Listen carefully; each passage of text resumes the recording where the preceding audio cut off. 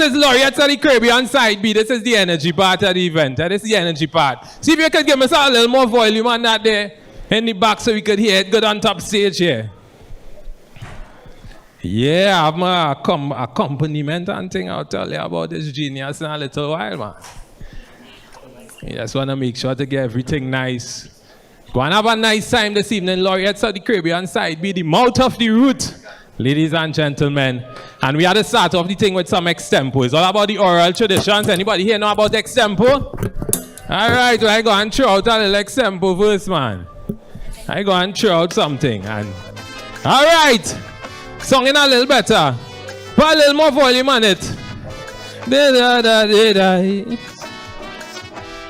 Ladies and gentlemen, have your seats. Tonight you are in for a treat. I have no singer, but I am the key. It's Laureates of the Caribbean side B. I am no singer, but this is the truth. You see, in the mouth, that is the root. And today you're in for real energy, hosted by Cooper and me there and Sandy. Da-da-ba-dai, da-dai, da-dai, day. Da-dai, da-da-da-dai, da-dai, da-dai, da-da-da-dai, da-dai. Sans humanity. Give him a round of applause. Ready to start the thing. This is Sir Halo Maximum. That's correct. And he's just 6 years old. He's 6 years old. Incredible pan player. I hear you went in the Apollo Theater and went out amateur night. Are you true? He went out amateur night in the Apollo earlier. Right, and of course supported by his mom. She has been playing the instrument for more than 22 years. So give them a round of applause. Thank you very much for helping me to open. I want to do the bow too. I want to do the bow too. I want to do the thing. Look at the thing there too. I want to do it. Thank you very much. Thanks very much. And I just asked him to come on and say, you know, extempo. He said, yeah, we playing, we doing the thing. And he come on and we did it. So we are about to start Laureates of the Caribbean side B, the mouth of the root. Of course, sponsored by the Security Zone. Big up to everybody who come out here. Hopefully we're running live on the Instagram soon. We have an amazing cast of poets who will be showing us the power of the oral tradition. We know the oral tradition is the source, the beginning of the stories. Poetry is really meant to be performed and come alive. And in the Caribbean, we do it best following the legacy of people like Louise Bennett from Jamaica, Paul Keynes Douglas, and these a great lineage of oral performers. And we're going to get the thing started one time. Now, what we try to do with the event, we try to mix the rhythm with the songs, with the poetry.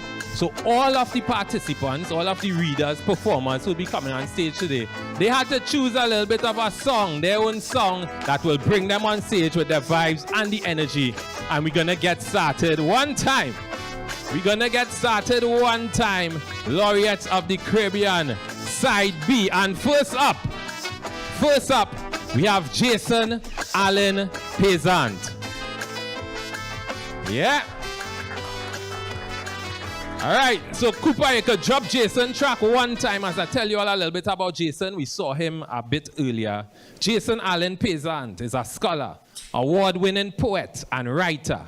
2022 Bocas Prize winner for Caribbean literature.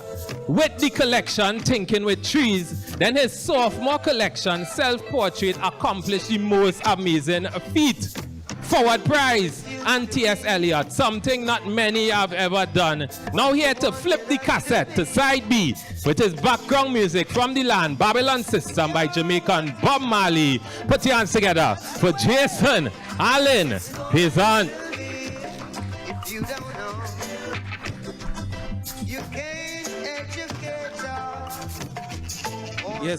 Yes. Good evening. How you doing? Good? Feeling good? Yeah, man, I'm looking forward. Just need a little rum in my glass and I will be set. Yeah, so I'm working with the oral tradition, but you know, in my own way in this poem, I'm testing it out. You're the first person I'm reading this to. I'm working on a long poem called Snow. And I won't do a lot of preamble except to say that, is Marsha listening? I spoke about this. All right, whatever feels. How I needed to do something with this moment that I witnessed.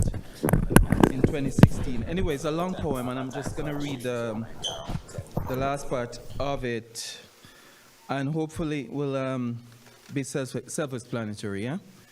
What it's about, this poem called Snow. So, and the oral tradition comes, yeah. It's I'm doing my own thing. I'm incorporating the oral tradition.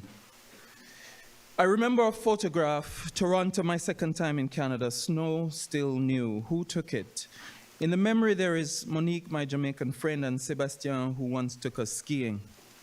In the picture, I lean against a car buried in snow, barely recognizable, except for the windscreen I've brushed clear. Powder flickers in the air. I pose with a brush. Novelty. Smiling. Eyes narrow. You know what? I'm going to start over. Bear with me. Snow was a cruel metaphysics, a dream landscape and a hellish one, beauty and more than beauty.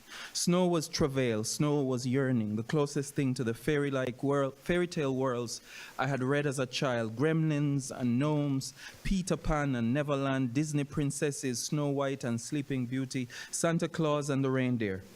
Everything about whiteness was snow, purity, blonde, fortress. Snow was salvation, whiter than snow. Lord, wash me, and I shall be whiter than snow. But what was it, thing whiter than snow?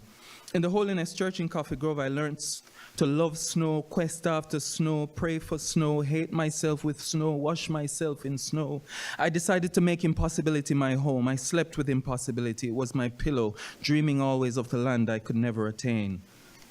The first time was Ottawa, coming off the plane from Jamaica. I stepped into a city blanketed. The first night I could not sleep, half convinced I had walked onto a different planet. It was magical, of course. On my dark skin, it felt like heaven touching earth, the very substance of Jesus, a dimension not yet ours. No wonder they spoke of snow angels. Each flake engineered with secret geometry, as many as I could catch on my fingertip, as many as fell on my skin, as many as struck my heart. It felt like snow was the thing that would complete me. Here on my hat was the proof of what we lacked.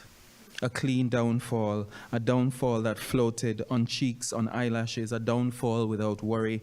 And whatever it buried, it seemed a peaceful burial. Did my mother ever see it?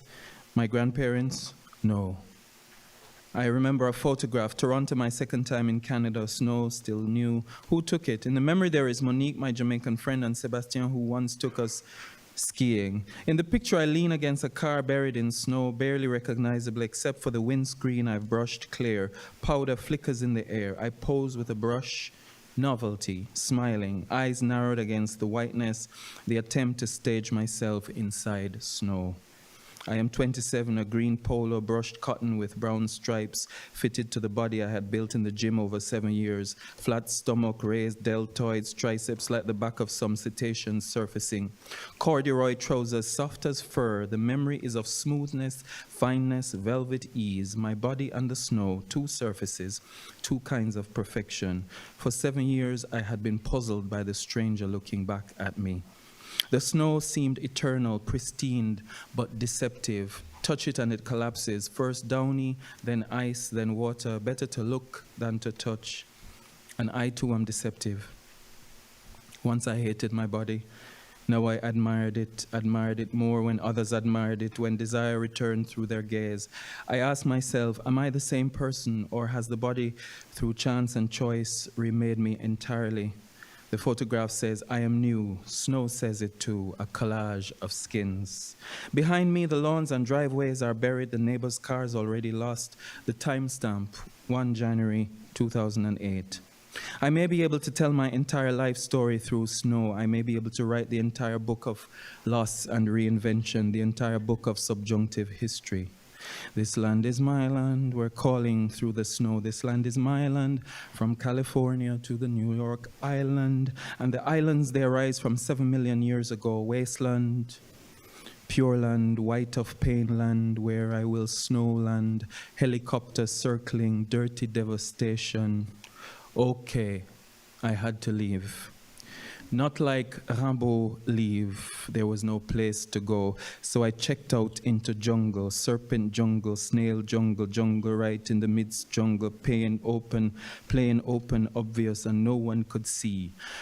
Jungle of Quetzalcoatl, jungle of ice and sea unseen, far from the ministers of snow, swept over my lands, over my corruption, over my marks, homage to Picasso, the waking of lovers, tropical, vertical meanness, Hellenic peninsula, social storm of clay, tragic parcels, fruit without love.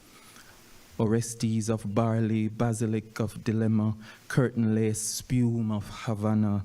I departed into jungle, traveling over too late, over watches of London, over Walker of Barcelona, over return, over feast, over falls, over the clocks of naught, over pythoness lover, over lover of spit, of saliva, over captives, over legend, over forest, over dead nature, dry nature, over petrified, over bestial, over the country of my dreams, over nothing ever finished. And I saw the snowfall coming down from God out of heaven, and I heard a voice crying from the land saying, "Hey, snow," all I hear is echo. Final solution, final solution, final solution, final solution, final solution, final solution, final solution, final solution. Why? Was there a reason? You're trying to tell me to stop? Was you trying to tell me to stop? It was just mistake? Oh, all right. Me just a check. Because, you know. So it break my flow, so.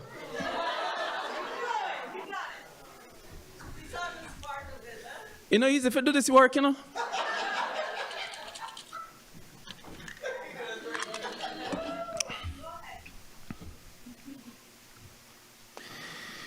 Final solution, final solution, final solution, final solution, final solution, final solution, final solution, final solution, final solution, final solution, final solution, final solution, final solution, final, final, final, final, final, final, final. Find a solution, find a solution, find a solution, find a solution, find a solution, find a solution, find a solution, find a solution, shi shi shi shi shi shi shi shi shi. Shi shi shi shi shi shi shi shi shi shi shi shi shi shi shi. Find a solution, find a solution. Sholo sholo sholo sholo sholo sholo sholo. Sholo sholo sholo sholo sholo. Sholo sholo sholo sholo sholo. Sholo sholo sholo sholo sholo sholo. Sholo lo lo lo lo lo lo lo lo lo lo lo lo lo lo. Sholo lo lo lo lo lo lo lo lo lo lo lo. Lo lo lo lo lo lo lo lo lo lo lo lo lo lo lo lo. Follow lo lo lo lo lo lo lo lo lo lo lo lo. Follow up. Follow up. Follow up.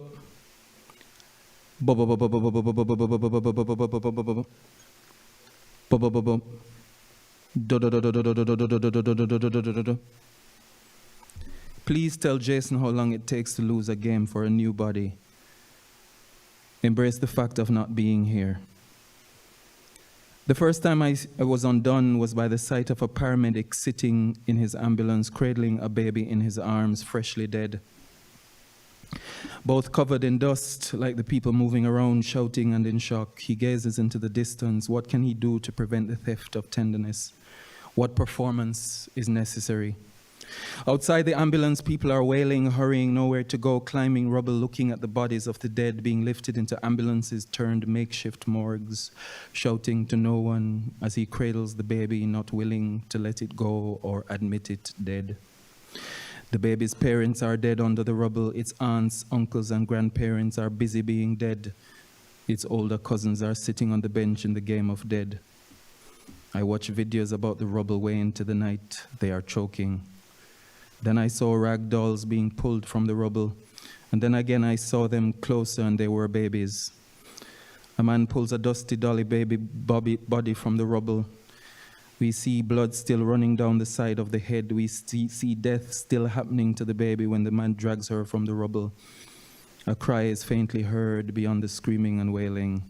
Fingers claw towards a vague idea. All day the icicles on the window panes refuse to thaw, no smell but the sting of broom. Winter solstice and one more storm, wind surges like tumultuous sea. And then over seasons from autumn to spring I wrote haiku, thinking, how can I feel again? What will allow me to keep on writing about the birds? The Irish Sea groans barely.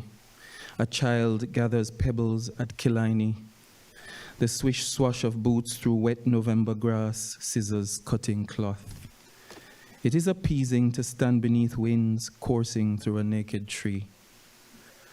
The tower of St. Pancras Station reaches into a gloaming sky, rock and roll band on the edge of Euston Street, busy winter blues. The gulls crying, the children laughing, and still somewhere, follow up, follow up, follow up. Sholo, sholo, sholo, sholo. Sholo, sholo, sholo, sholo, sholo.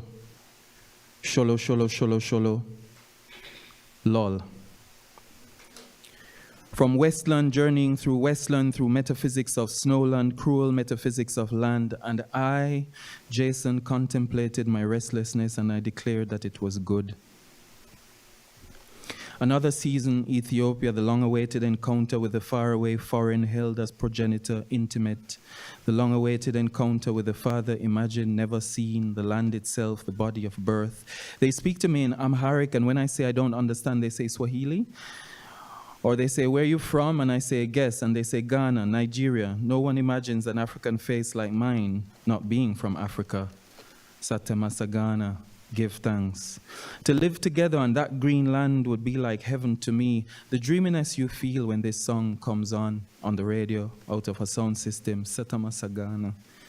Sitting in the corner beside me, my friend Mesfeed sighs. This country, I don't know where it goes. We have no government. We've been waiting at the petrol station for the last 3 hours to fill up for the return to Addis. One pump for a 500-meter queue of cars and Bajaj. After 3 hours, we drive off. This country, very corrupt, very crazy, Mesfeed says. The owner has decided to close the pump even though there's petrol left. That way, he can up the price tomorrow. I am so angry, I am sick, says Mesfeed. We're sitting in the courtyard of a cafe now and he buries his head in his hands. He wants nothing to eat. Another season, but no harvest here. Waiting, not so much deliverance, but hunger for the body. The morning shimmers in its bowl of blue crystal. For years this line haunted me. Eddie Bau's The Warner Woman. Here was my world in a poem. Couldn't imagine a world that didn't evolve this shimmering. The images arrive from Gaza, Rafah, theater of horror. Children dangle, limbs torn loose. Others crawl, screaming their last breaths into the dust. Parents cradle the heads of babies no longer faces. Hundreds stacked, indistinguishable. Bodies piled like slaughterhouse meat. Geometry of flesh, stuffed warehouse of silence. Valentine's Day. My favorite love poems are love poems to people being bombed. February 15. Life as an eternal day. We stared at the sky and watched the massive bombardment, knowing exactly what it meant. 3 7s of October away. The Book of Names causes a president's downfall. The National Endowment for the Arts canceling writing fellowships. Oh my fucking God, they say full-blown totalitarianism. Famine confirmed in Gaza for the first time. Mass uprooting of 8,000 olive trees in 24 hours. Now the snow, the many nows of snow, the never in the snow. The season is changing.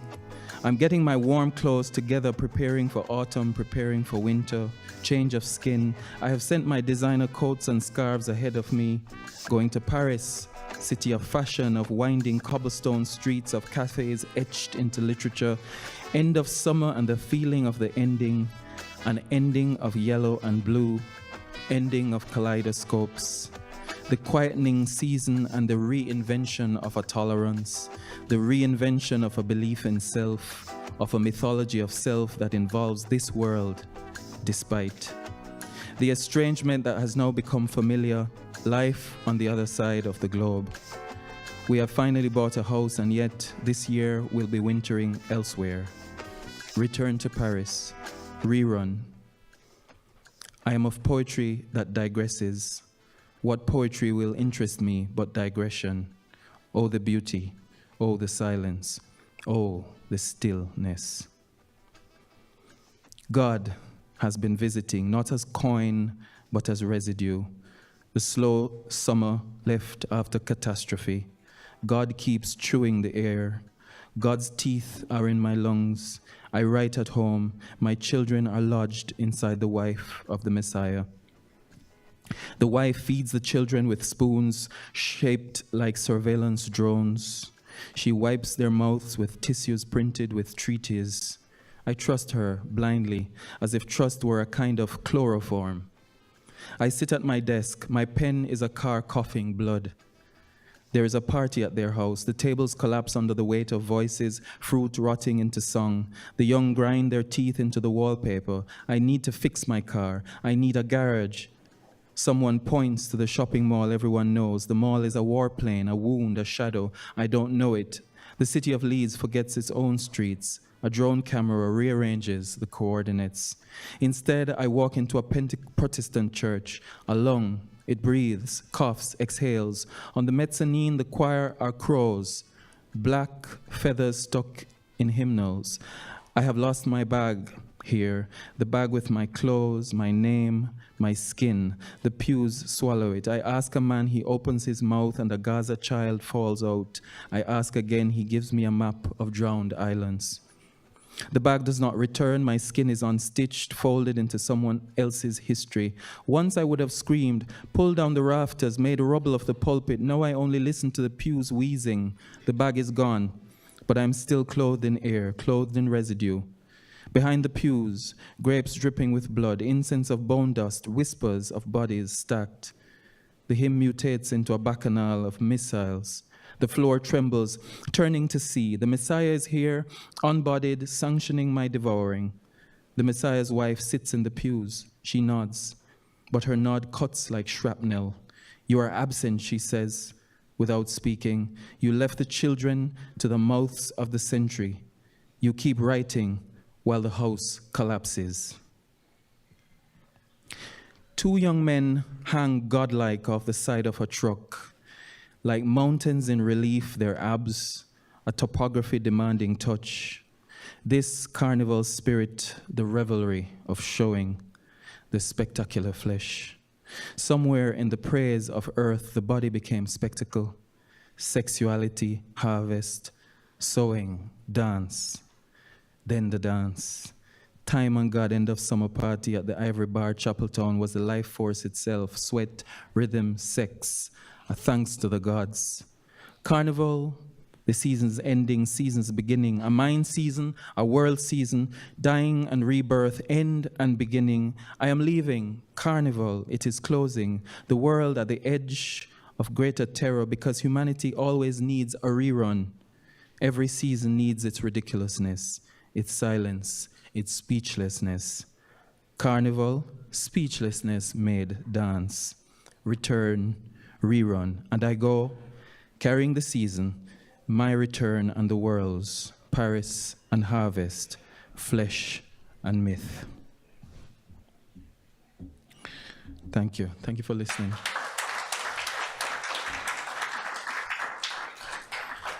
Yes, I think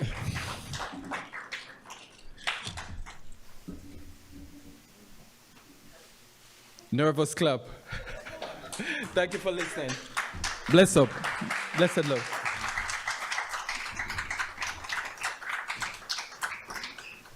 Thank you very much. Check, check. 1, 2. All right, we inside here now. How are you feeling? We good? All right, this thing streaming live on Instagram. Watch saying you could share the live, send it to somebody who wasn't there. Don't afraid to play music when I talking. You could do the thing, man. Right?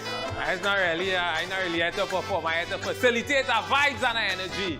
This evening is Laureates of the Caribbean on side B, of course, sponsored by the Security Zone out of Trinidad. Thanks for your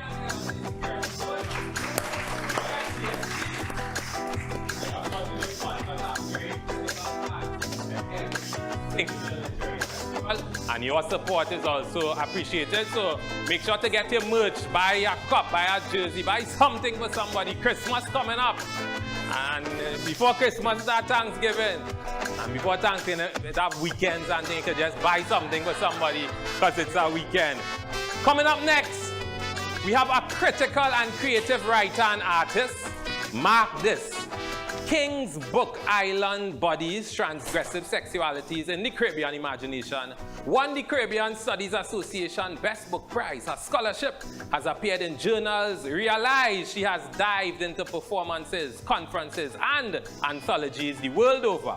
Professor of English at Brooklyn College, King is also the recipient of numerous awards and fellowships. Her intro music from the Night of the Week, Rosamond S. King. Keep rolling the side B cassette tape. Yeah.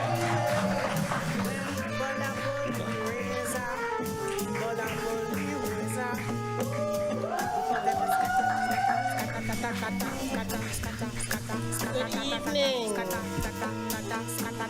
That intro music is by Faye Victor. I don't know if anyone knows her work, but please look her up. She is the only person I know who combines calypso and free jazz. So, Faye Victor, check her work out. All right. And you can fade that out, please. My Eshu lies over the ocean.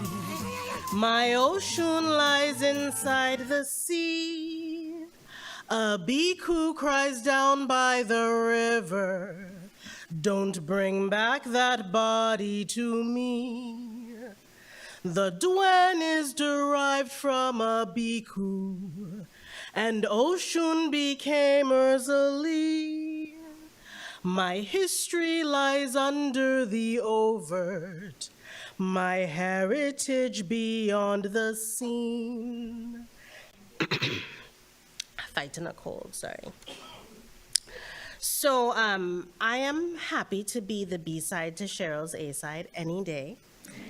And she has been very emotionally generous with me in my own journey with grief. So I'm going to start with a poem about grief that I wrote for another woman who lost her child. You do not bury the child that crawled out of you, blood of your blood. You do not bury the child your ferocious love clawed away from death already. The child you grew fangs to protect. The child you memorized prognoses and treatment schedules for until he stretched back to life. This grief you thought you cheated has come back to sit on your chest. Death cannot be king over a child named Crown, now watching over you, now and always loving you still, yes, fighting still in the stillness, when you does feel sharpness in the air, when you does hear laugh, but the chair empty. That is you own, blood of your blood. Remember his other name, God has healed.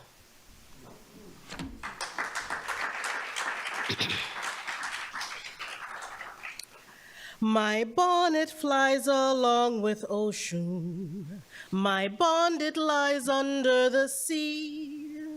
A billion cries sent through my Eshu.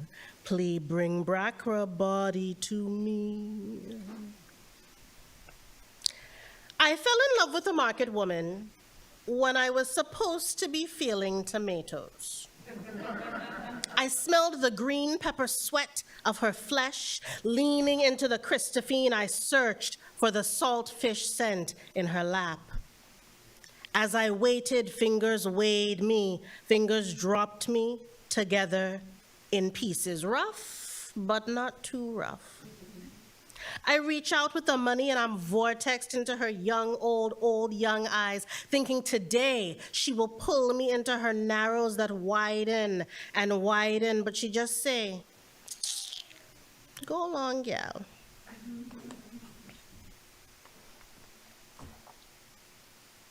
Black girls taste like those hard bits of brown sugar you roll with your tongue, and you're rolling it and swallowing the sweet, and before you know it, it's gone. Black girls taste like those hard bits of sugar and something deep fried.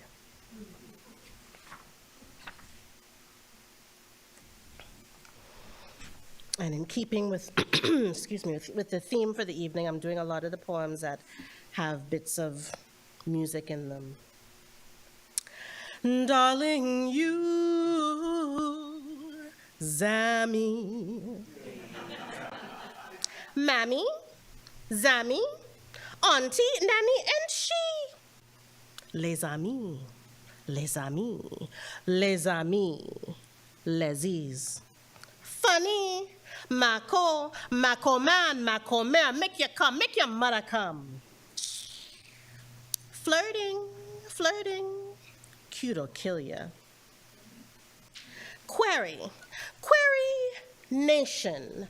Query woman, open category, loving woman, culturally loaded signifier, sexing woman, query nation with definable borders, crossable with expired passports. He always wanted to stick his finger in a dike.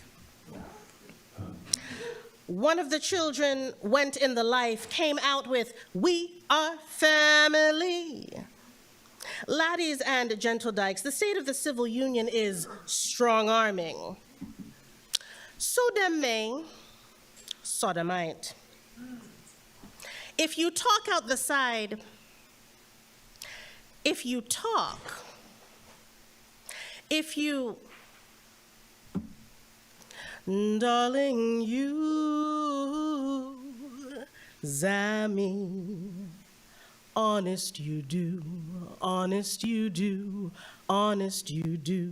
Whoa.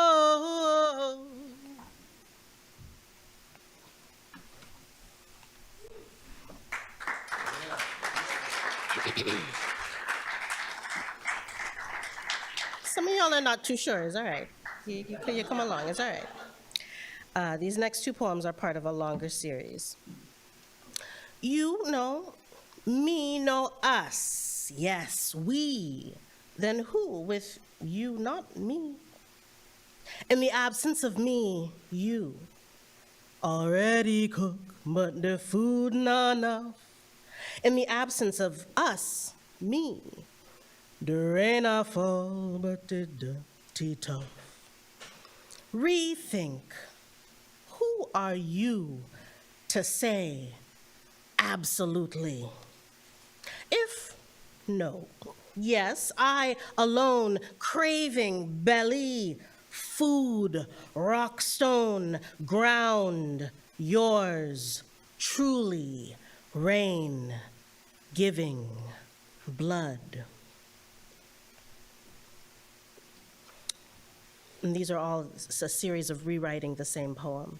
So this is the poem blinged out. Flash, shine, me belly full but hungry. Tattooed lips and twirled up hair. This is me in Lagerfeld. This is me in Versace. And we'll keep going till 6 in the morning. Flash, shine. Blood is for veins, asphalt, metal, and leather. This is me, flash. This is me in shine.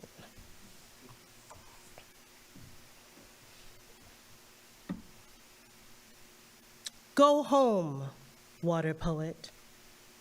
Into traveling machines, your feet into movement, wetness.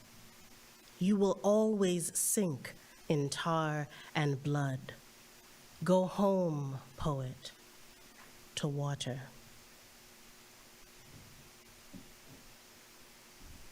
My brawn, it belongs to the Ogun.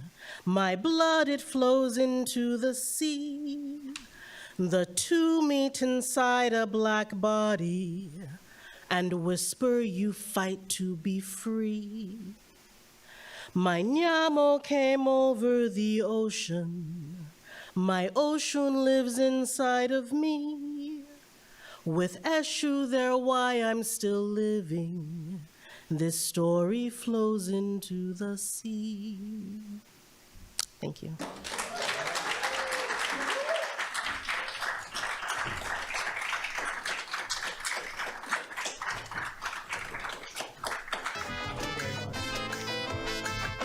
We're gonna continue right on.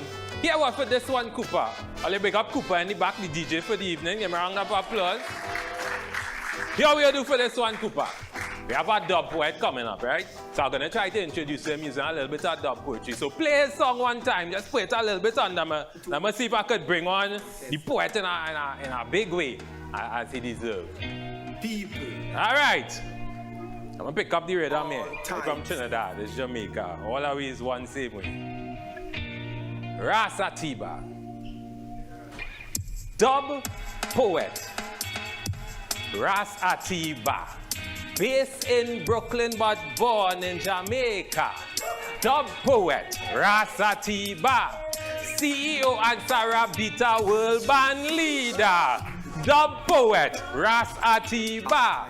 Lyrical verse turn the man to an actor. Dub poet. Ras Atiba. Do a publication, make the youth and them better. Dub poet, Ras Atiba. Coming on stage all the way from Jamaica. Dub poet, Ras Atiba. A poet for the people. Ras Atiba, come on and turn the side B needle.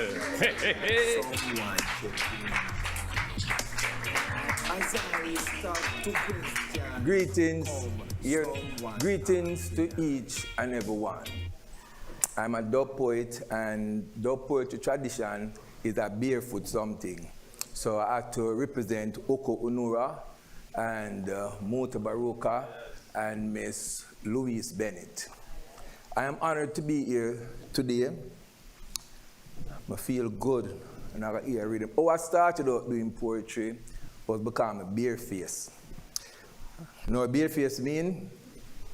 As something for happen, you jump up and you say, me will do it first. It started out in the church. I used to recite verses from the Bible. And one thing made the pastor, they love me. I never go up there with a paper in my hand and read anything. And then they say, every year, when I do a little Christmas thing, we are going to call you up. Same thing happened in our primary school. For those who go to Jamaica, Ballad of 65 by Alma Nama. When I used to go to Mountain View Primary School, every time that we say, Emmy Lively, that's my given name, me that go up and say, but today, we are going to dub. Tu-tu-tum, tum, tu-tu-tum, tum, tu-tu-tum, tum, tu-tu-tum, tum, tu-tu-tum, tum, tum, tum, tum, tu-tu-tum, tum, tum, tum, tum, and this is my life is not the nice type, and every time I stop to check my life, I break down in tears. I wonder why we just a fuss, a fight. Me water rate a come, me light bill too high, me landlord a come. All with me stove no light, and if we don't unite, things not go right. To stop the fuss, the fight, and me say rise up, you mighty race. Take your stand and hold your place. At the innocent feel the plight. When we fuss, and we fight. When the night has come, and the land is dark, and the moon is the only light we'll see. No, I won't be afraid. No, I, nah, shed no tears. Just as long as you stand by me. Big up Benny King.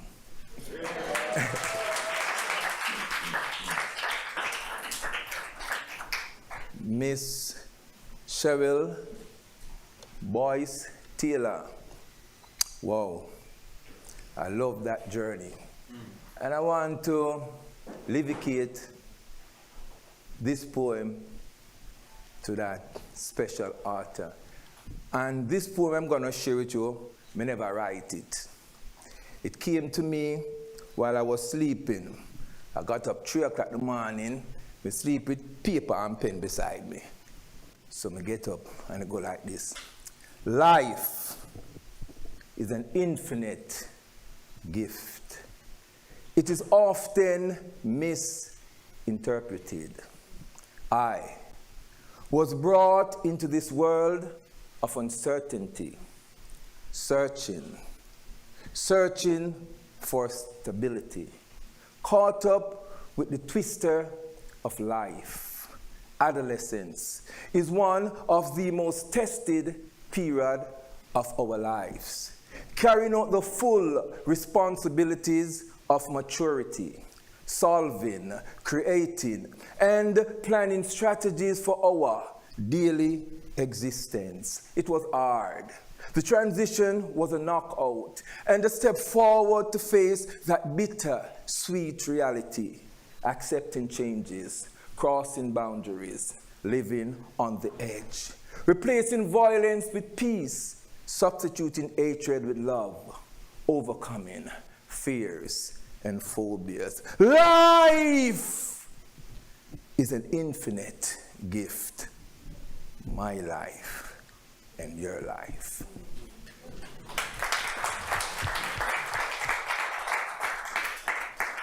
Well, this is about Caribbean culture. In my culture, we have 2 types of turn corn meal. One we make for the dog, and one we make when hard times face us. My grandmother, my great-grandmother was a turn corn meal specialist. So we taught some hard time. But eating turn corn meal and go tell your brother about you eat some turn corn for your dinner, a problem. You'd have to hide and say, I had oxtail or chicken today. All right. But my grandmother was a specialist, so hear it now. There is something cooking in my kitchen. And no beef, and no steak, and no chicken. And some turn corn meal, few grain of red peas, 1 coconut to make the pot taste sweet. And who feels it, knows it, and who knows it, feels it all. Pressure. They might come with them tanker. They might come with them jeep. If you come, pressure, we. Go and go look for rubber. No worry, check we. For this is the unemployment street. They might talk about our unemployment. That is a worldwide problem. They might talk about it upon the streets. It's not a nice place to be. University grads and college grads hanging out on the streets. My mother and father are still planning for a brighter tomorrow.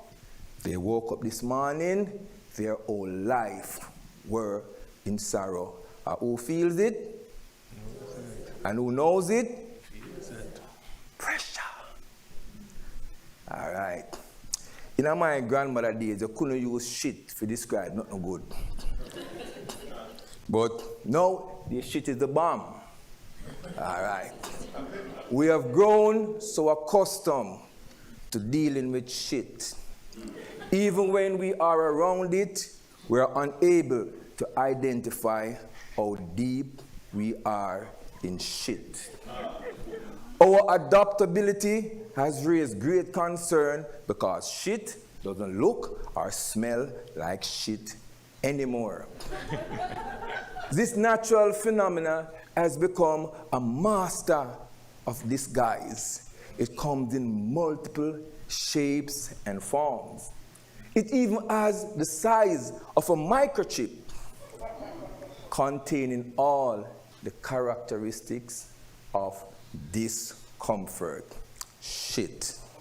We have grown so accustomed to dealing with it, even when we are around it, we are unable to identify how deep we are in shit.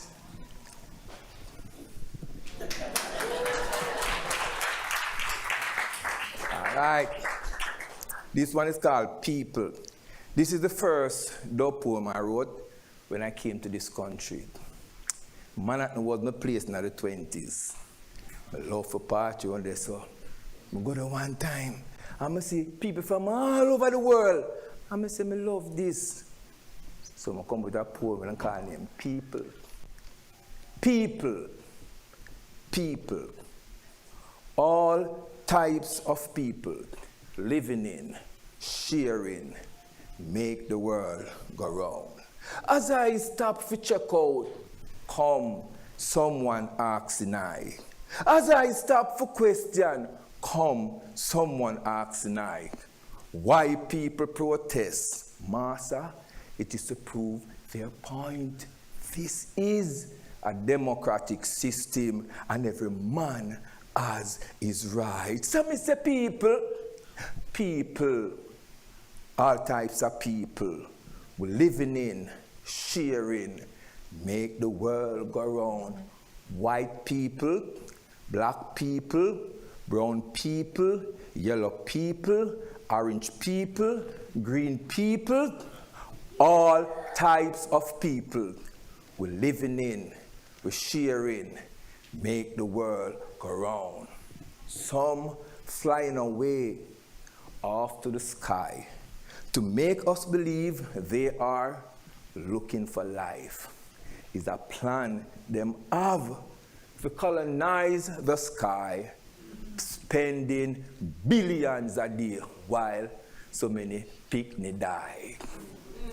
People,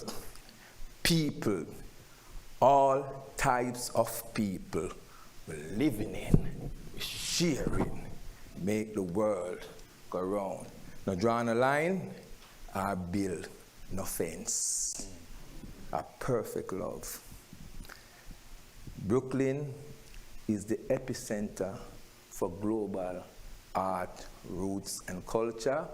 And the last time I checked, I think there are about 200 countries in the world. And you can find somebody from one of them countries, all right? Yeah, so I love it. All right. So I don't know how much time say, we can do one more little something? All right. And then I go jump. I'm thank you for being here. I have a book out called Dub Poems and Quotes from the Mind of Rastatiba. You can find it on my website. The bigger Amazon, Google. I recommend one poem. Anybody who purchased the book? One poem per day. Make it soak. Yeah. All right. Yeah, I feel good. I feel very good. Let me see which poem I want to do now before I leave. Yes. I have to talk to my black, right? Yeah. What a degradation of a nation whose civilization brought elevation, concentration, positive vibration to the children of Zion. Where are the children of Zion? By the river of Babyland, singing those strange songs. Innocent, vulnerable, never taught, yet having visions of the river Nile. Passing the worst was mandatory. During those ordeals, we got our distinction. The seed you plant, the crop you will reap. So don't force if you accept your man-made regime. You harvest your grape, you bottle your wine, your aging process are going to take some time. We pass to the eat, now we pasteurize. Jah bless you, she will bless I and I. My time, my time, your time, your time. Nature created a volcano to lose its calm. Involuntary motion that speaks straight from the heart. Now is the time to cultivate this world with truth, honesty, and love. My time and my time. Perfect love. Perfect love. Watcha. Yes. Dub poet, Ras, Atiba. We're moving right along. So far we had 3 very different styles and we're gonna change up the style once again. Up next, Carlos Andres Gomez. Colombian-American poet, speaker, actor, and educator from New York City. He's the author of Fractures, winner of the Felix Pollock Prize in Poetry. Hihito, winner of the Broken River Prize and #1 SPD bestseller, Circling Fatherhood, Poetry International Chapbook Prize winner. Also the author from the memoir, Man Up. Look him up, and he will be on HBO's Def Poetry Jam, TV1's Verses and Flow, and Spike Lee's #1 box office movie, Inside Man. Carlos is a proud father of 2. You know, with the extent of the oral tradition, we had to strengthen the Caribbean roots. The background music, all you hear, Mi Gente by Balvin and Willie Williams. Spoken word, performance poetry, Carlos Andres Gomez. Welcome him to Side B.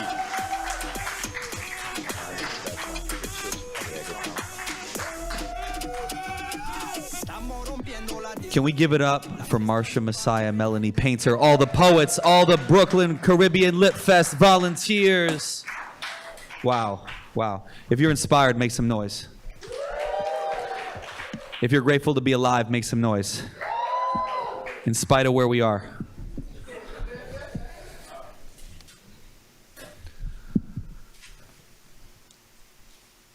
"12 Reasons to Abolish CBP and ICE." 1.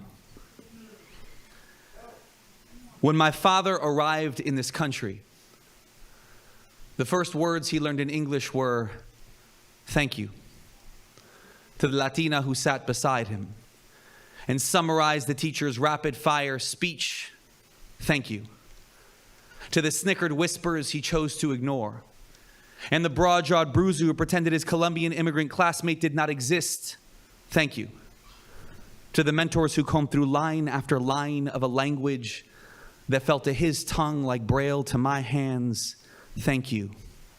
2. A father of 2 delivers a pizza to a military base in Brooklyn. The military police officer who ordered it demands the father's naturalization papers. When the delivery man refuses, the police officer calls ICE.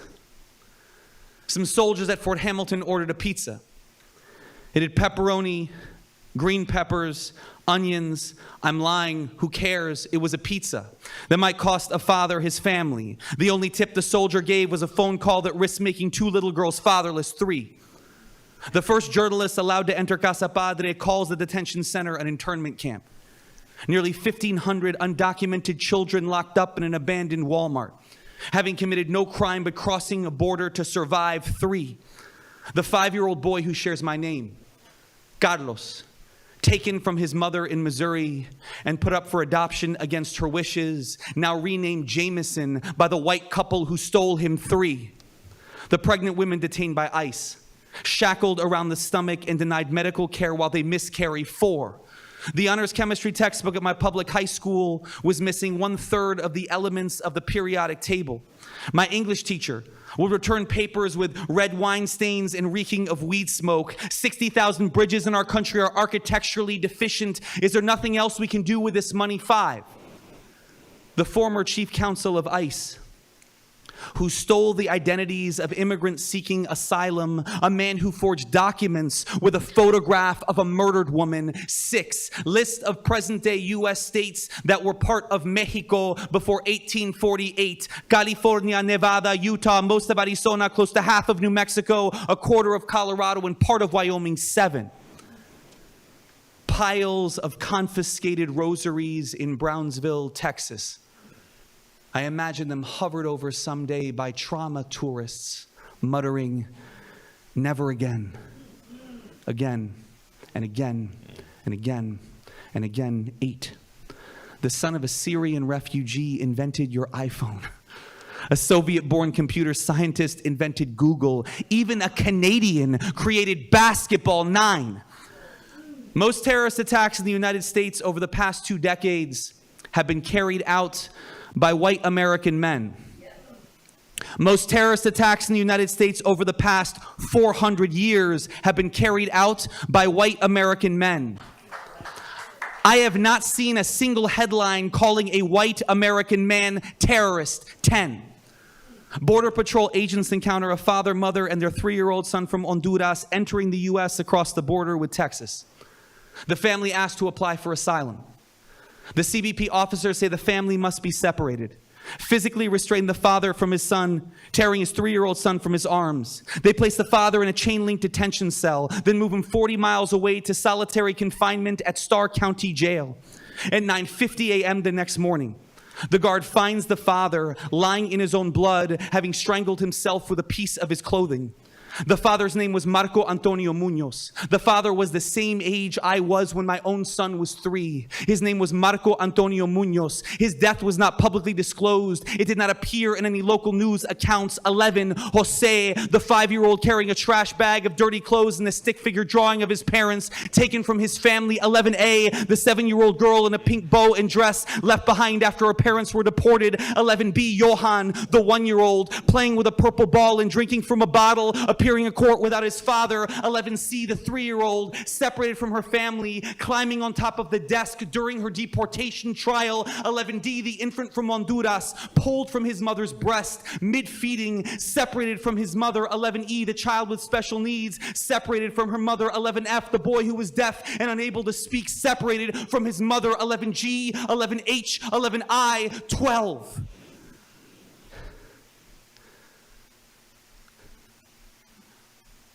Upon whose bones do we stand?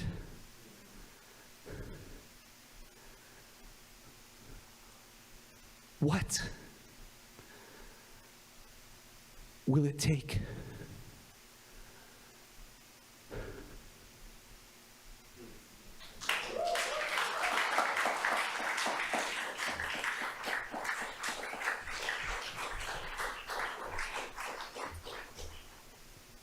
I saw a post on social media that since I saw it, I haven't been able to go a day without thinking about it, and it was this. There are 4 images. The first image says Berlin, Germany, 1937. The second image, Jim Crow South, segregated water fountains in 1950. The third image, it's Soweto in 1976 during apartheid in South Africa. The fourth image, there's no date. It just says present day United States. And there's a beautiful suburban house with a well-manicured yard, a white picket fence, French doors. And beneath the images it says, whatever you are doing right now is what you would have done. Whatever you are doing right now is what you would have done. And I think about that every single day. Turns out, starving people steal. Bags of grain to not starve. The newspaper calls it looting. Attacked. The word journalists use for what families did to the UN convoy. Refused to form a straight line. And the sky? Littered with phosphorus bombs and food aid. Flip a coin. Pray. Turns out some prayers get answered more readily, or at all. For example, 3-point shots. I asked God to go in that one year I broke the 8th grade YMCA scoring record. People toss their heads back and laugh when I tell them I'm a washed up middle school basketball legend. Turns out I'm not kidding. More shots than I prayed for went in. I littered the sky with careless shots, my wrist snapping and snapping and snapping. Some called me a sniper. My best friend, my teammates, The cartoonish announcer, relishing every second of it, called me straight water. Turns out when you cut off the water supply, people die. Quickly. Like a word too many are terrified to say. Like a genocide. Even if they live next to a body of water. Turns out history is a riddle that can be turned like a combination to unlock any absolution. To erase what lies beneath a tank has been vaporized into a plastic bag a father carries across rubble he once called his parents' living room. I studied history in college. To better shape a future I was terrified to meet. Then, for the first time, I held my daughter. Her eyes indicted the careful ways I tell the story of my life. How I'm quilted from small lies that each tell me I am innocent. Turns out every jarring image unthreads me. Turns out I lie for a living. No.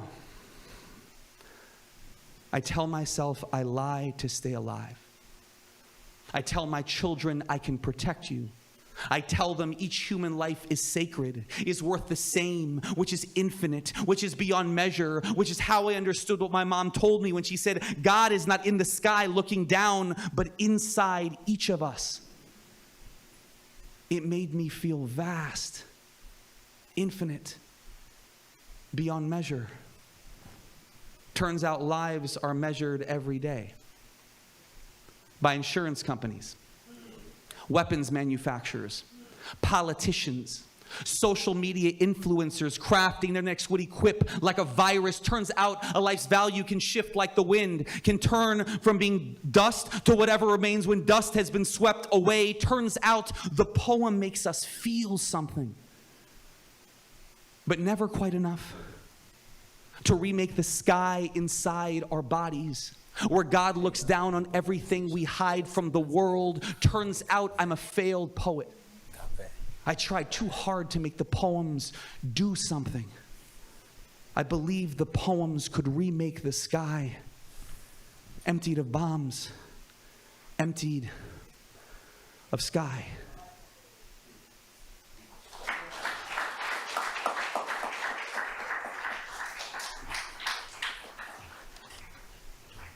I want to say a big shout out to every single person who's speaking or performing tonight, all these incredible authors and writers, Nadia, Raz, Jason, Rosamund, Kai, Darren hosting it and rocking. Give it up for all of them. What an honor to be on this lineup of incredible writers and performers. Jason, congrats on the new book. Love your poetry collection. This is my last poem. I've got some copies of my book, Fractures, on that back table, and you can just like scan it if you want to use Cash App or Venmo or whatever else. And if you want me to sign it, I'll hang out in the back. Y'all are wonderful. I live in Atlanta, Georgia, and there is no place in the world, but I'm a native New Yorker. There's no place in the world like Brooklyn. So give it up for yourselves. It's so good to be home. This is for all the parents out there. If you're a parent, clap for yourself. Clap for yourself. My last piece. After January O'Neill, Ocean Vuong, Roger Reeves, Susan Rich, and Frank O'Hara, someday I'll love Carlos Andres Gomez. But tonight, let your kids' trickles of laughter be enough. Cherish the muffled percussion. Joy of knowing siblings are far from sleep, but thick in the mid-relish of an open secret, contrived as another father called Superman. Let them be 6 and 3. Today is another day we never get back. Know that stillness always waits, patient as a friend who saves you without a word. Before love, let enough be more than enough. Why is tenderness so hard for you to receive? Please, go gently with the world, yourself, Your life is an open question you were never meant to solve. Anguish is not a roadmap. Put it down. Rest. Let the sun's yawn be a salve. Your daughter dresses an imaginary wound on the exact spot of your right forearm, where keloid raises your skin to remind how in that creek at 13, you almost died. Each scar gives a spell to heal a future crowded with loss. Each fracture haloed by light. Come back to the many rooms and arms that miss you. Come back to yourself. The brash teen with a cocky smirk and a crystal heart, transparent and fragile. Your mother called again. She keeps calling. Have you had lunch? Are you sleeping enough? She lives for those scarce minutes, even when you itch to be untethered from sibling lament or weather talk. We were put on this earth for an eighth of a blink, just for this.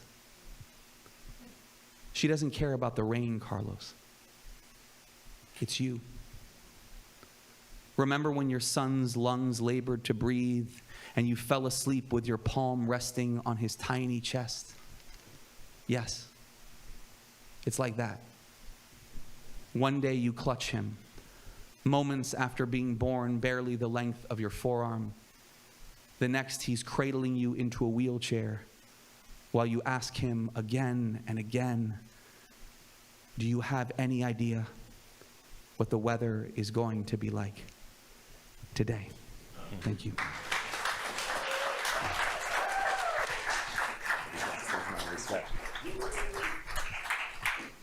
That's Carlos, folks. It's the mouth of the root and oral tradition and living memory. We're celebrating oral traditions here this evening. Big up the security zone for sponsoring this segment, Laureates of the Caribbean Side B. And remember, you could also contribute by supporting the authors, getting the books on the back table, and of course, getting yourself some merch, etc., etc. Let me see the hands up, all those who buy something so far. All right, just keep all your hands up. Keep all your hands up. Let me just see who hands down to make sure. All right. We're rolling right along. Nadia Alexis, poet, writer, and photographer. Born in Harlem, but Haitian bred. Author of poetry photography collection Beyond the Watershed. Haitian Creative Digital Awards, Poet of the Year. Literary Arts Fellowship from the Mississippi Arts Commission. Stage well prepared to have her right here. PhD and MFA from the University of Mississippi. Flipping side B to the music of Alan Cavett. The song is Ma Rose. Welcome, Nadia, with a round of applause.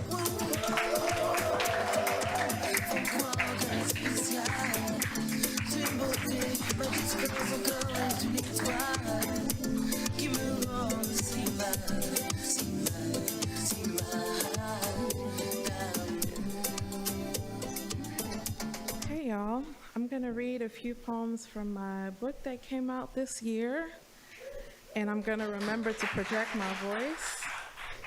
Okay, the first poem is called Cassette Letter 95. Bordered in red and blue, the white envelope sits on the table until Ma wipes her wet hands on her flowered skirt and grabs it. I sit on the edge of the couch and try to hide the black bottoms of my feet. My fingers dance with loose thread on my sleeve. 10-10 wins, you give us 22 minutes, we give you the world. Sounds off in the background. Ma's headscarf loosens with a deep inhale. Her cheekbones rise, exhale into smile. Carefully, she pulls the cassette out of the envelope, places it onto the oversized radio and presses play. Glenn's voice booms deep and thick with summer song and long days on the farm. How she misses us still. Things are good in Haiti. I try to catch each word of Creole, but I stumble over the ones I can't hold. Savor each one I can. Glenn laughs wide and tells us next time we visit, she'll have my favorite farm fresh chicken, sweet plantains, and a bottle of cola. Each memory I taste, the women washing in the river, the tiny fish racing around my feet, the man who could only sit cross-legged all day because of the accident, my baby cousin grabbing earrings and whatever he could beyond my arms, grandpapa and horses he wouldn't let me ride because I was too small, the mountains and the mountains behind them. For a moment, we're not that far apart, and we pretend we know what year or season we'll hug her again. The player stops, and I ask Ma if we can listen to Glenn's voice once more. The envelope in her hands is wrung out like a chicken's neck.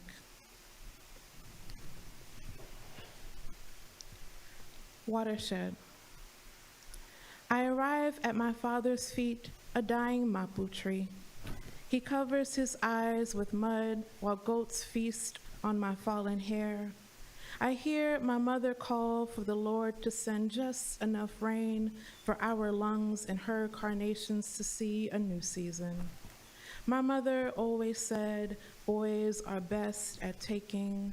I once loved a boy who turned pomegranates in my yard into salt. In the mirror, I see a donkey's head without a home. Daisies dance atop her hair, and she teaches me how to wail for cover. My mother and I kneel on uncooked rice. Sweat of our hands no longer remembers its owner. Our knees become prunes. One night I see my father weep and rock like a forgotten river, how he must know what it's like to fight against disappearance. The longer I stay in the home my lover and I built on this mountain, the more I tire of circadian leaps into the field of cacti. Every year, Lake Azuye rises and forces change on the trees and birds and people of the watershed. They no longer believe the water will leave them. I spend nights running from hail in the company of vultures. I make peace with the ways my father and I look away from errors and ruin. My parents make rituals of mourning, and I follow in their footsteps anyway. But my mother says I can build a new home from clouds, and I believe her.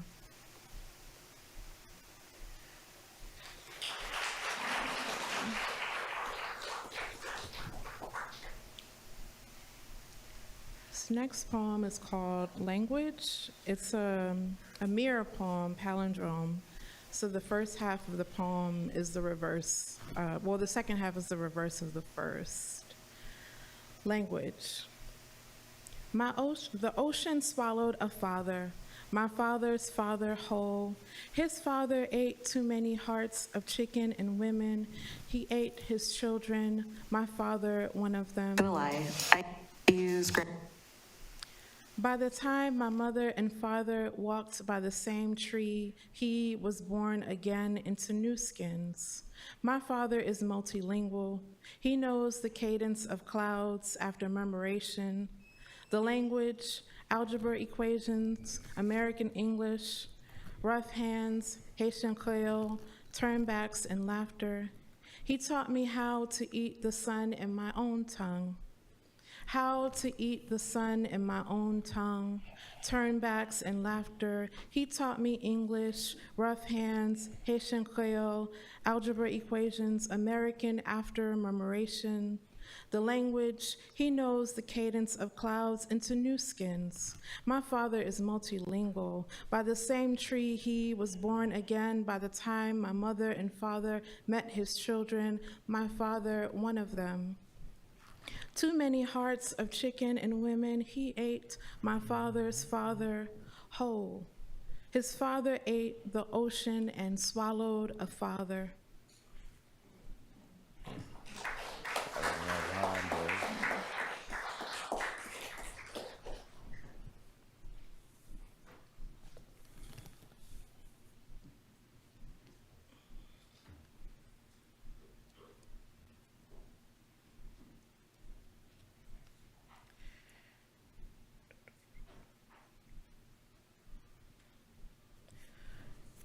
Pray, spelled P-R-E-Y, not the other one. My lover once said a woman is best with a mouth as a closed door. If she should want to open it, let it be brief and of bright blooms. If she should dare to make herself bigger than a man with her voice full of restless bells, she must be ready to make war with hands bare. If she can't, she must nail her tongue to a tree's bark, or he'll bury her into earth's belly. I no longer wish to be the ground carrying him, no longer wish to follow rules that drain me of fresh water. Today I am guilty of becoming a falcon, every bit of him for my consumption. For years I have felt alone and dry-bellied, but tonight I am Ezeli Danto's child, armed with scarred vines and silver.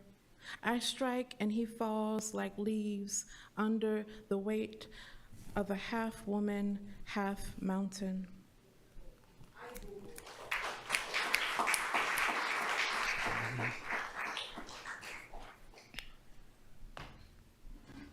I'm gonna read two more.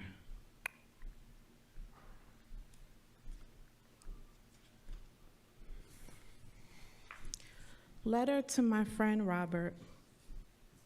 This morning I wanted to write, so I changed into my outside clothes, unlocked the door and walked onto my block where I thought of my father, whose favorite hobby is walking up and down the streets of Harlem against my understanding, until today when I find myself seeking some kind of fire in the air. And now I'm a couple of blocks and beats of birdsong away from my doorstep, passing by a fenced-in white dog who barks and growls at me like she believes I've taken something, or she is displeased with unshuttered windows, absent of human bodies, peering through to see about her. And oh, how green it is today that I am almost in disbelief at how nature changes in a matter of hours, or the 2 weeks it's been since I returned to the mouth of this trail. On a chilly, overcast afternoon, I was met with downed trees, strewn about as if all that mattered was their continued proximity to home. And this comforted me, despite my deepest love being them standing alive. And today I'm convinced some God came by and dropped off a new forest and new eyes for those who beg for relief, as sudden as this vision I have of an imaginary father addicted to walking because it lets him time travel to other worlds, almost like watching a film. And some days he doesn't know what he'll get, and maybe there's magic in not knowing, that one day you could arrive at the heart of a lake and there are guitars and drums and keyboards floating in the breeze, playing tunes that feel familiar and unfamiliar, and you can dance and pray to the edge of a fallen leaf, turn yourself inside out, and oh, Robert, this trail is a whisperer and a mirror I wish you could see. And please do tell if you have a spot in Brooklyn like this trail that implores me to take what I need and leave an offering if I have one to give, and journey back to myself to arrive at a blank page and call it green, call it mockingbird, call it train, call it break, call it bloom.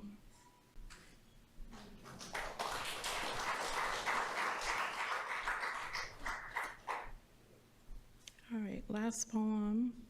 I have a series of poems in this book called Prayer to Ezeli Danto, and they are accompanied by a photograph that I made. And so this is Prayer to Ezeli Danto number 5. Ezeli Danto is considered like the mother voodoo spirit of Haiti, and also is important for survivors of domestic violence, gender-based violence. Prayer to Ezeli Danto, number 5. In my dreams, I run across the ocean and become more woman with each wave, something like you. I fly bruiseless and renewed by blue suns. Assemblies of mothers and daughters sing and laugh big until we all fly hand in hand. We sweat and become our own guava horizons. Every coconut tree is a city that welcomes us. No one tries to take the moon from our teeth. In this world, we don't have to lower our heads or bend.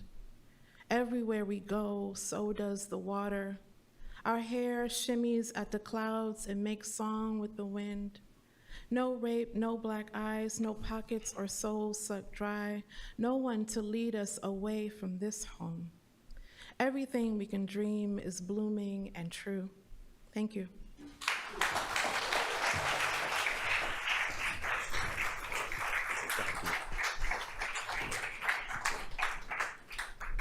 Thanks very much, Nadia. Poet, writer, fiction, non-fiction, poetry. What a selection. Creative writing and scholarship, that is literary, that defines his journey. Forward Prize as the cartographer tried to map his way to Zion. Booker's Prize as dreadlocks fly in August tongue. Bailey Clifford Prize for the things withheld. PhD in English Lit, looking at letters sent. A Caribbean treasure, talent and master. Last track on side B. Put your hands together for Kai Miller.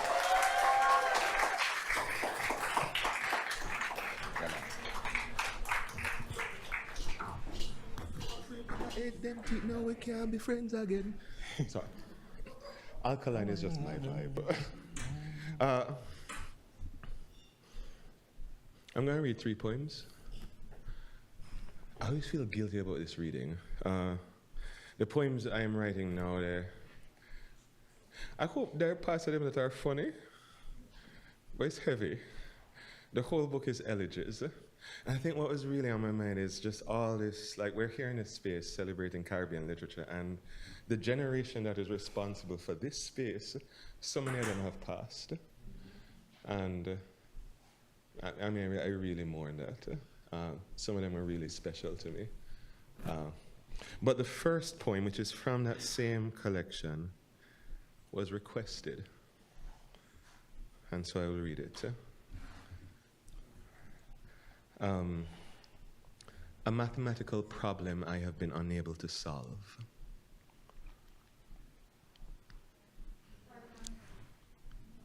Okay. A mathematical problem I have been unable to solve. In Heroes Park, Jamaica, there is a grave. And in that grave, there are 26 coffins, and those 26 coffins share the remains of 145 women. Let's go back. There was a fire. A sudden leap of orange against the 1 a.m. sky, and then shouts, and then sirens filling the warm Kingston night, a warning of everything that was to come, and of everything that was to come. And that is yet to come. I was barely 2, but I remember my mother crying the next night over the news report, let's go back. There was a great grumbling, like the sound of flies swarming and an election hovering over the harsh horizon, lining us up in the sight of its guns. Then death began to accumulate around us in ways we did not know possible.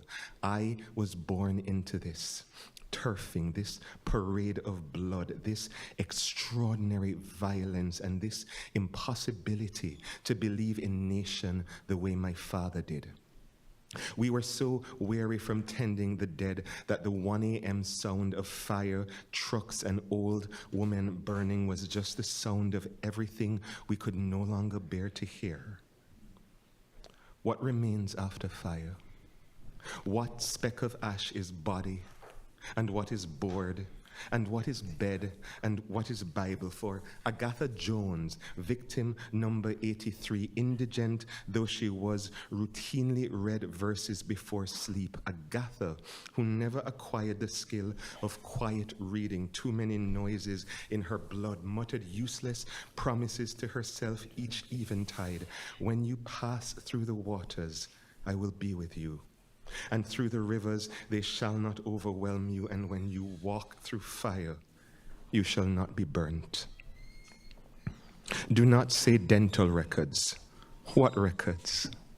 Do not say DNA, it was 1980 and Jamaica. No way to distinguish body from bed, Bible from board, Agatha from Doris, from Norma. 145, all women, all old, all black, as if they could not be seen except by fire, as if they could not be heard except by sirens, as if they could not be counted except by coffins that did not even equal the sum of their bodies, let alone the sum of their lives.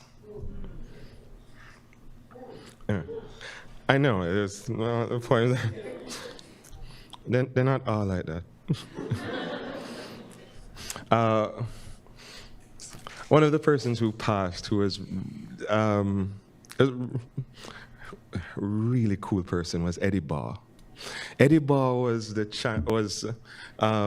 public orator of UA Mona, which means that when them present people to be honorary doctorate, Eddie would always read a citation, and Eddie's citations became so popular that people came to UA graduation just to hear him. He even collected these in a collection called Chancellor I Present, because that's what you said. After you're done read the citation, you say, blah, blah, blah, blah, Chancellor I Present.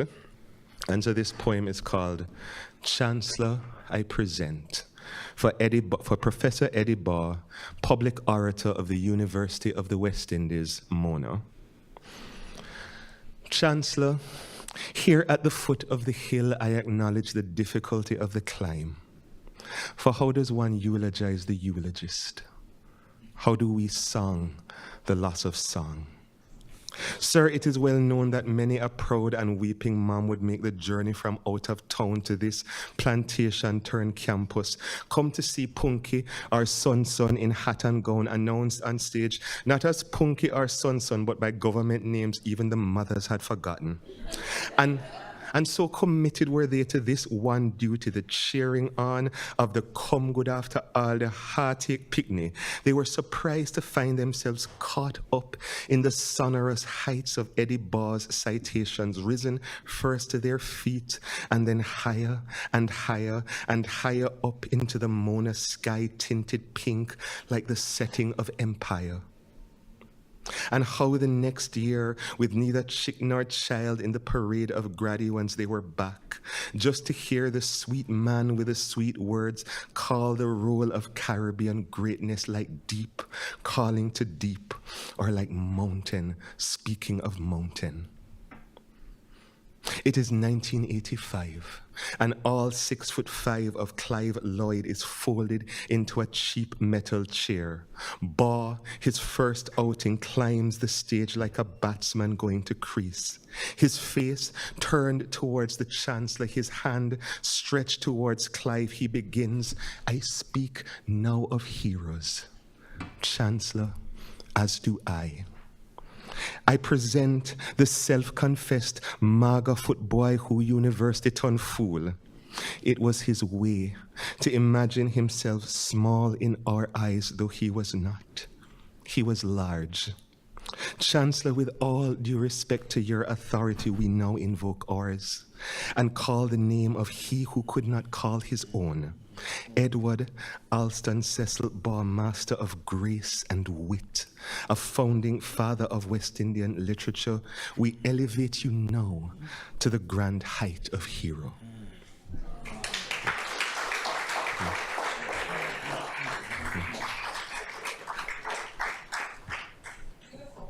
Thank you.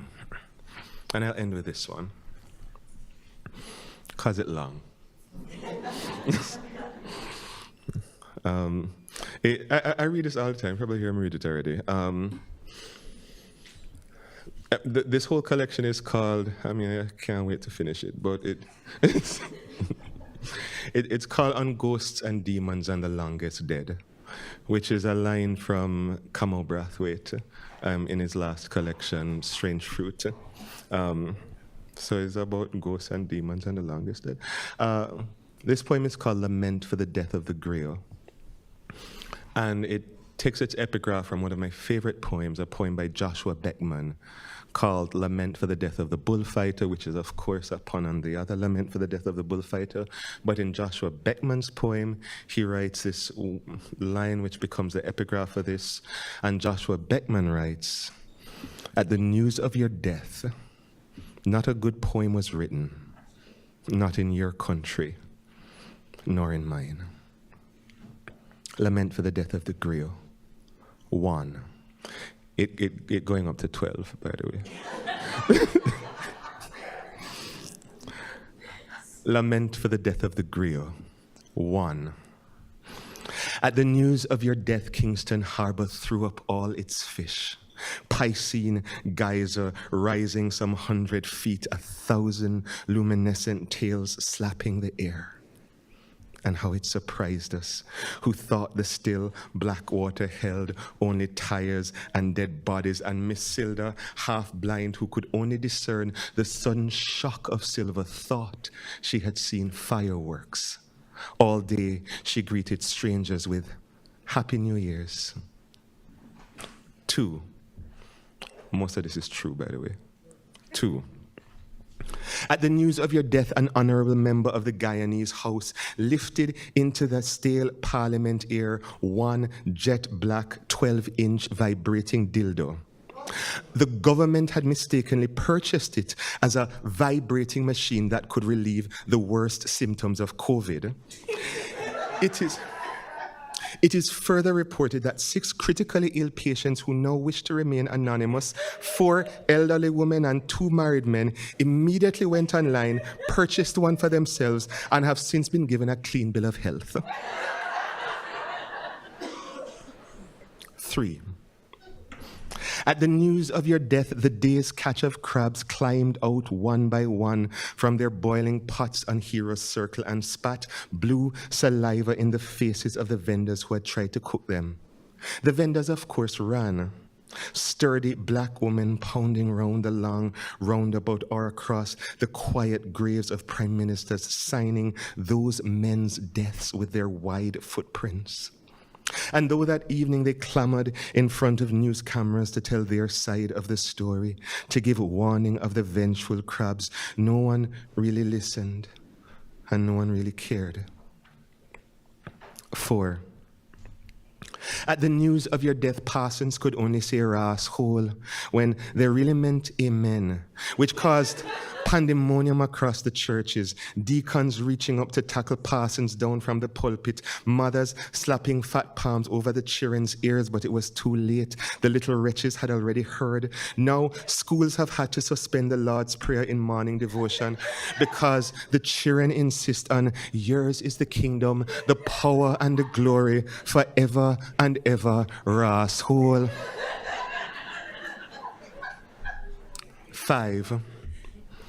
At the news of your death, announced on 97.5 FM, a distracted chauffeur took a turn so sharp the back of his hearse flew open, delivering onto Highway 4B one mahogany coffin and its singular content. And despite the clear thud of wood hitting asphalt, the chauffeur, still distracted, continued on to church. The ensuing argument between mourners and driver was only quelled when the body, having had to walk the balance of road, limped into the churchyard, annoyed, and then everyone was too busy fainting to hear the cadaver say, all right, I'm here, let's get on with it." 6. At the news of your death, the boy from Barrington Watson's mother and child stood up from his long constipation and declared, "I'm tired of this shit." And with that, he exited the canvas. Eyewitness reports have placed him on Duke Street, shoving his chamber pot into open car windows, begging confused drivers for a farthing or a shilling. The National Gallery refuses to comment. 7. At the news of your death, 2 sperm whales washed up on Jewel's beach, and all night they sang to each other the haunting song of their dying and of yours. And all in the complicated harmony of whales, the dark dialect of oceans.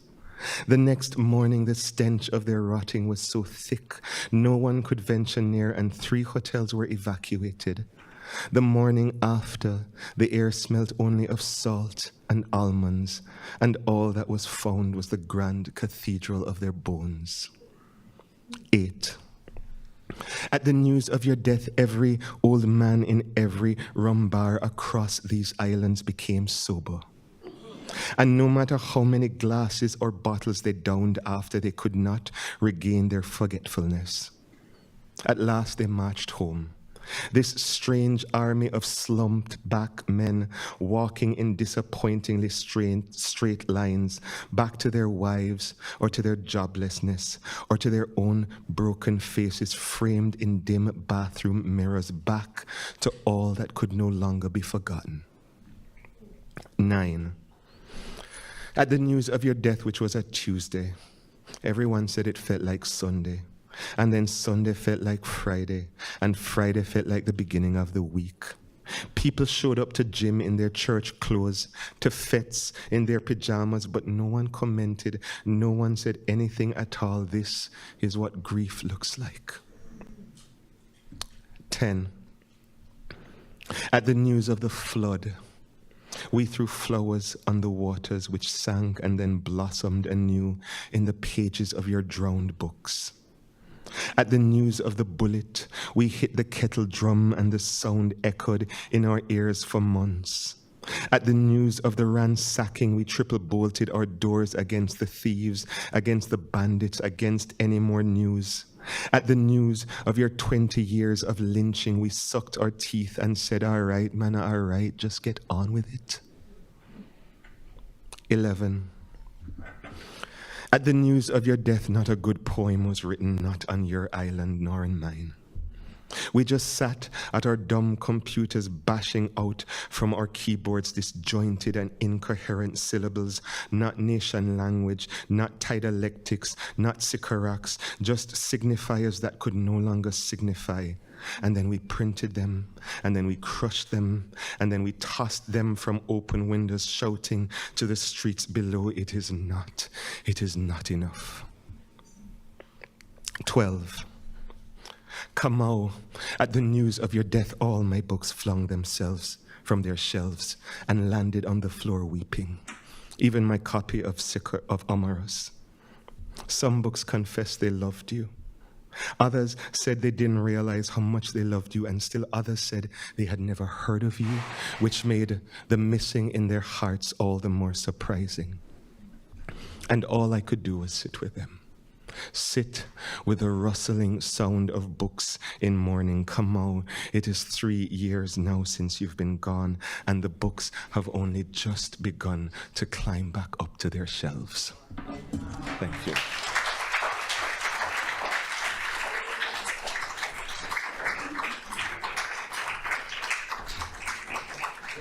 Friends, Caribbean people, countrymen, that brings us to the end of Laureates of the Caribbean Side B. Put your hands together for Jason Allen Pizan, Rosamond S. King, Ras Atiba, Carlos Andres Gomez, Nadia Alexis, and Kai Miller. I'm inviting them to come back on stage. I think we have a kind of photo thing to do. And Carlos, let me get them one verse extempo to go now, man. Let me get them one verse extempo to go, Cooper. Right, big up Cooper. Yes, all you come, man.